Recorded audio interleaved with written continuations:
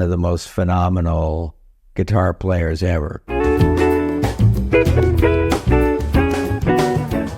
I couldn't afford to pick, so I played with my thumb. Here goes.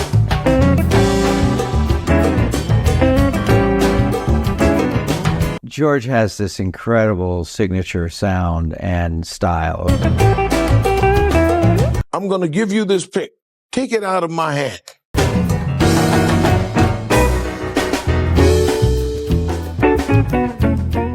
George Benson is one of the greatest guitar-playing crossover artists of all time.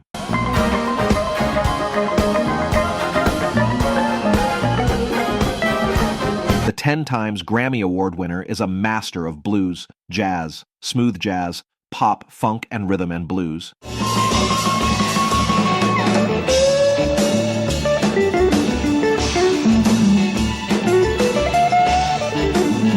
George has this incredible signature sound and style, of course. He's also a soul man, too, with a cool, clean vocal style that underpins his immaculate technique. I'm gonna love you more than any day and any night with us together.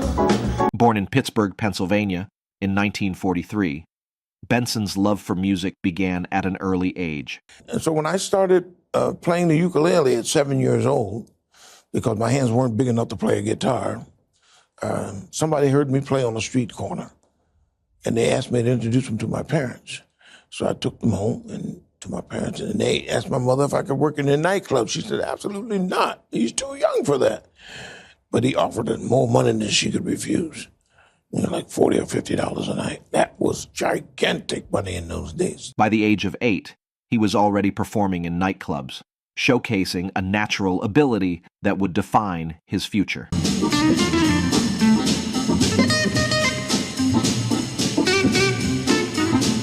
One of the most phenomenal guitar players ever.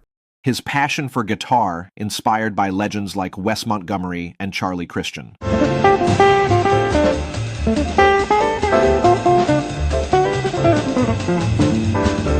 My first memories of the name Wes, because that's what everybody knew him in. Well, you know, Wes, that was their favorite phrase.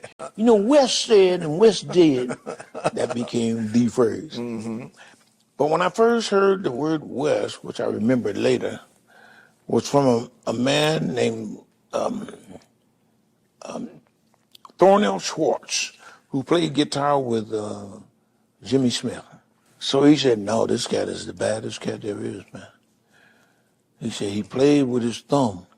But to me, that didn't mean anything, because I never heard nobody play with his thumb, except me. I couldn't afford to pick, so I played with my thumb.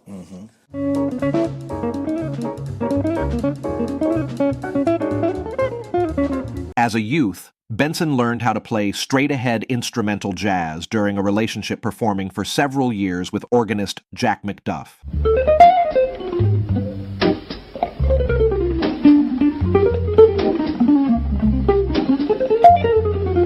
And I loved him. I was always a huge fan of his from the very early days of all the bebop stuff he was, you know, and he just had phenomenal chops. Miles Davis employed Benson in the mid-1960s, featuring his guitar on Paraphernalia on his 1968 album, Miles in the Sky. The man who was best at that was Miles Davis. He always spoke his mind. I was one of the first guitar players to ever play on his recordings. So I said, ooh, I never realized how important that is. That's going to be in history. He swiftly became known for his fluid guitar playing and inventive improvisation.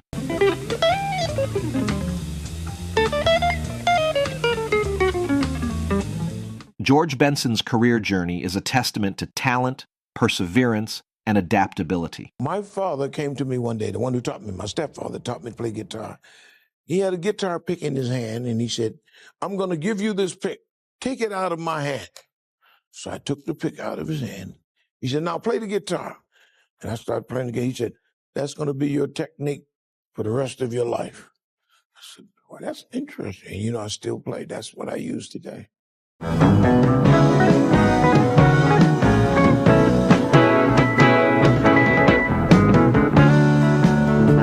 The 1970s brought a turning point in Benson's career. His 1976 album, Breezin', became a massive commercial success.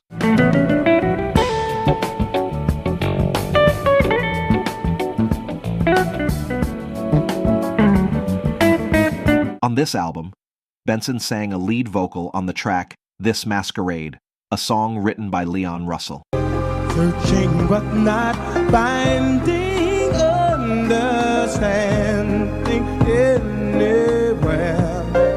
Benson's version became a huge pop hit and won a Grammy Award for Record of the Year.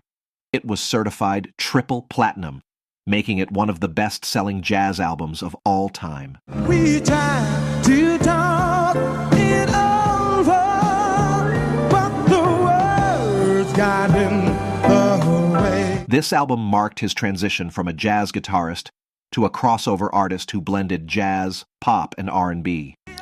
Music was in transition then. They were finally accepting the fact that a jazz musician could become an R&B artist, pop artist, anything he wanted to be. Started with Glenn Campbell back there. I am a lineman for the county, So it wasn't brand new, but nobody expected me to come from where I came from and leap to, to a high position in the charts and among musicians. Benson made it into the pop and R&B top 10 with the song Give Me the Night. Cause there's music in the air, lots of loving everywhere, so give me the night. Benson has recorded over 30 studio albums and made 5 live discs for a variety of labels since his debut in 1964.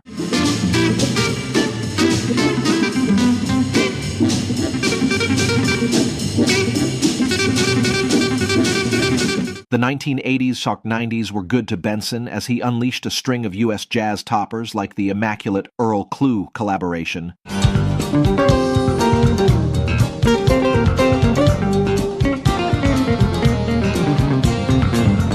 and Big Boss Band with the Count Basie Orchestra.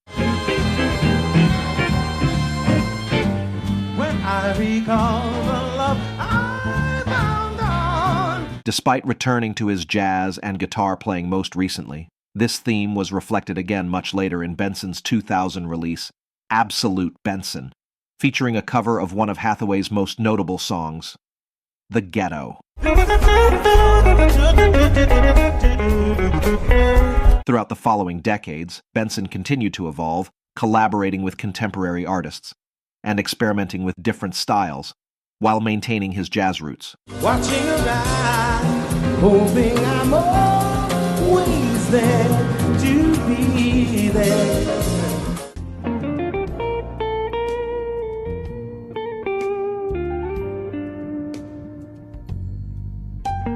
George Benson's journey exemplifies the power of passion and persistence in achieving greatness.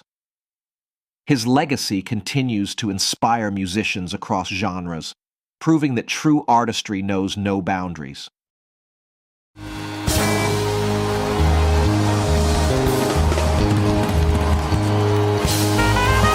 Jazzicopedia.